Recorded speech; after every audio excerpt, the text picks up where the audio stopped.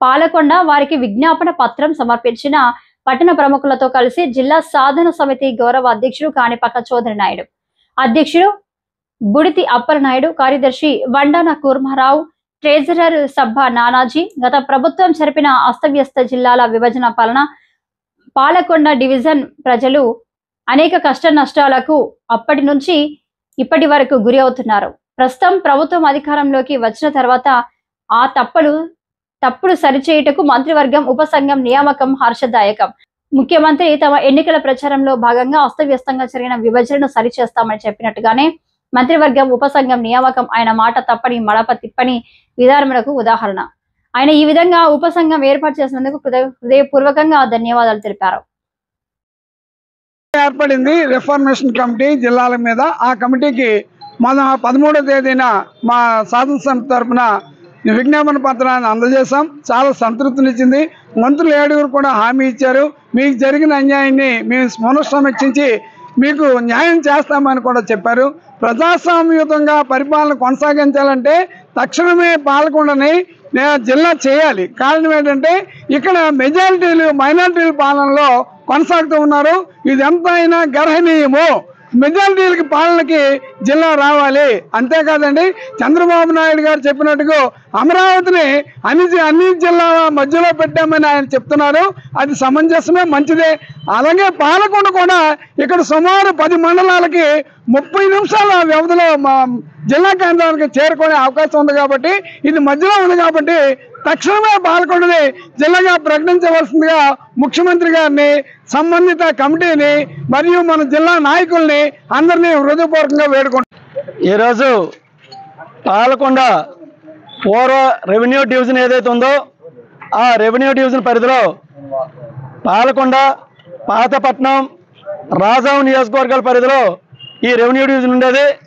దీన్ని మొన్నను ఏదైతే వైఎస్ఆర్ ప్రభుత్వం పాలనాపరమైన సౌలభ్యం కోసం జిల్లాలు విభజన చేస్తామన్న సమయంలో ఈ రెవెన్యూ డివిజన్ని 3 ముక్కలు చేయడం జరిగింది.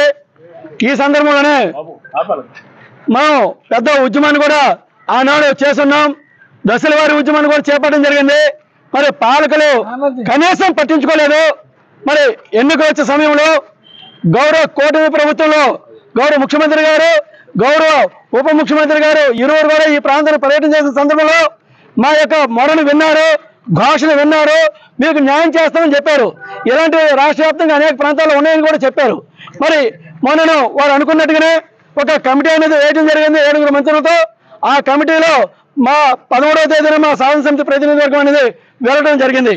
అక్కడ వారు రిప్రజెంటేషన్ చేశారు. ఆనాటి ఘోషణ వినిపించడం జరిగింది.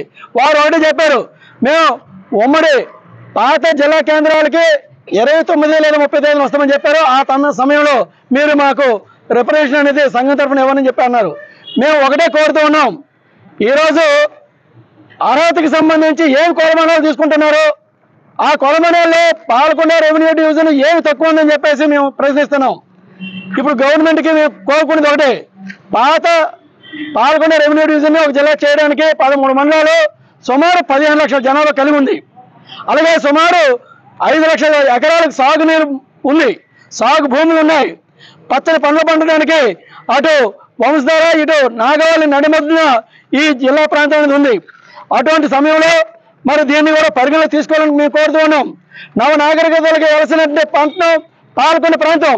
అటువంటిది ఈరోజు ఎక్కడ చూద్దామనుకున్న అగాధం మరి తీవ్రంటి ఆర్థిక ఇబ్బందులతో కొట్టుమిడబడుతున్న సమయంలో వ్యవసాయ ఆధారిత ప్రాంతంలో మరి ప్రభుత్వానికి మేము ఒకటే విజ్ఞప్తి చేస్తున్నాం. మీరు ప్రతిపాదిస్తానంటే శ్రీకాకుళం 5 నియోజకవర్గాలతో ఒక జిల్లా చేస్తున్నారు అంటున్నారు. పలాస 4 నియోజకవర్గాలు అంటున్నారు.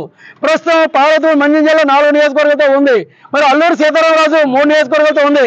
విజయనగరం 6 నియోజకవర్గాలతో ఉంది. రేపు రాబోయే కాలంలో అనేక ఈస్ట్ వెస్ట్ కృష్ణా గుంటూరు జిల్లాల్లో ఇంకా జిల్లాలు కావాలని కూడా కోరుతూ ఉన్నారు. ఇంకొక మాట కూడా తెరపైకి వస్తుంది. ఆ రోజు రాష్ట్ర విభజనలో ఏవైతే హక్కులు రాజ్యాంగపరంగా మనకి పార్లమెంట్ సాక్షిగా చెప్పారో నియోజకవర్గాలు పెరుగుతున్న నేపథ్యంలో 50 నియోజకవర్గాలు పెరుగుతున్నప్పుడు మరొక తక్కువ అనుకున్న 8 నుంచి 10 పార్లమెంట్ నియోజకవర్గాలు పెరగబోతుంది మన రాష్ట్రంలో.